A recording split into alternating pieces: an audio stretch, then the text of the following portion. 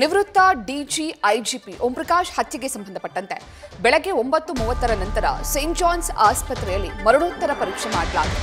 ಇನ್ನು ಪೋಸ್ಟ್ಮಾರ್ಟಂಗೋಸ್ಕರ ಕುಟುಂಬಸ್ಥರ ಸಹಿಯನ್ನ ಕೂಡ ಪಡೆದ ನಂತರ ಈ ಪ್ರಕ್ರಿಯೆ ಆರಂಭವಾಗಿದೆ. ಮರಣೋತ್ತರ ಪರೀಕ್ಷೆ ಬಳಿಕ ಕುಟುಂಬಸ್ಥರಿಗೆ ಮೃತದೇಹವನ್ನ ಹಸ್ತಾಂತರ ಮಾಡಲಾಗಿದೆ. ಆದರೆ ಅಂತ್ಯ ಸಂಸ್ಕಾರ ಎಲ್ಲಿ ಮಾಡಬೇಕು ಅನ್ನುವಂತಹ ವಿಚಾರಕ್ಕೆ ಇದೀಗ ಕುಟುಂಬಸ್ಥರ ನಡುವೆ ಗೊಂದಲ ಶುರುವಾಗಿದೆ. ಬಿಹಾರ ಮೂಲದ ಓಂಪ್ರಕಾಶ್ ರವರಿಗೆ 98 ವರ್ಷದ ತಂದೆ ಕೂಡ ಇದ್ದಾರೆ. ಇನ್ನು ತಂದೆ ಜೀವಂತವಾಗಿರುವಂತಹ ಕಾರಣಕ್ಕೆ ಅವರ ಮೃತದೇಹವನ್ನ ಬಿಹಾರಕ್ಕೆ ಕೊಂಡೊಯ್ಯಬೇಕಾ ಅಥವಾ ಯಲಹಂಕ ಭಾಗದಲ್ಲಿ ಓಂಪ್ರಕಾಶ್ ರವರಿಗೆ ಸಂಬಂಧಿಕರು ಹೆಚ್ಚಾಗಿರುವುದರಿಂದ ಹೆಬ್ಬಾಳದ ವಿದ್ಯುತ್ ಚಿತಾಗಾರದಲ್ಲಿ ಅಂತ್ಯ ಸಂಸ್ಕಾರ ಮಾಡಬೇಕಾ ಎನ್ನುವಂತಹ ಗೊಂದಲ ಶುರುವಾಗಿದ್ದು, ಹೆಬ್ಬಾಳದ ವಿದ್ಯುತ್ ಚಿತಾಗಾರದಲ್ಲಿ ಅಂತ್ಯ ಸಂಸ್ಕಾರ ಮಾಡುವಂತಹ ಸಾಧ್ಯತೆ ಹೆಚ್ಚಾಗಿದೆ.